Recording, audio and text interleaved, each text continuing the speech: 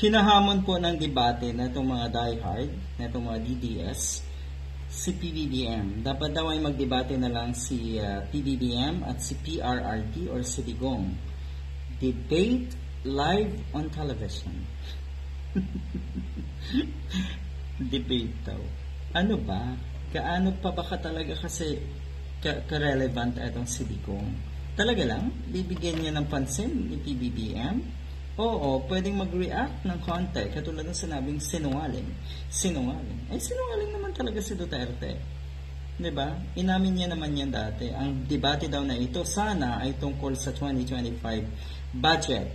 Kesa puro press release lang, itong si Executive Secretary Bersamin. Unang-una, sino po ba yung mga madalas ay nasa social media, nasa media? Si Bato, si Bongo, si Sara Duterte, si Digong, na kung tutuusin, wala na naman sana sa sirkulasyon yung letseng yan. Ano ho? Pero tignan nyo, paimportante pa rin, madalas ay nakikialam. Sino ngayon ang madalas ay puro press release? Hindi ba't ang kampo ni Duterte?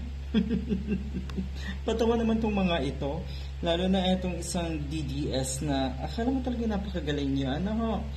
konting hiya, hinay-hinay, dahil naman, ano kayo, lahat sa tingin nyo ay alam nyo? Kayo talaga ang dapat ay tingalain? Talaga ba? Gusto nyo ng pagkakaisa? Gusto nyo ng unity? Para saan? Makiki-unite ang mga tao sa inyo, sa inyong mga kawalang hiyaan at kabulastugan? Ay talagang walang mangyayari sa ating bansa niyan. O ayan, gusto ni netong isang ito na bumaba daw si PBBM sa putikan at makipag-wrestling sa mga baboy. Ibig sabihin, hindi bababa sa level ni Digong si PBBM. Yan po ang ibig sabihin natong nagkomentong ito. O diba?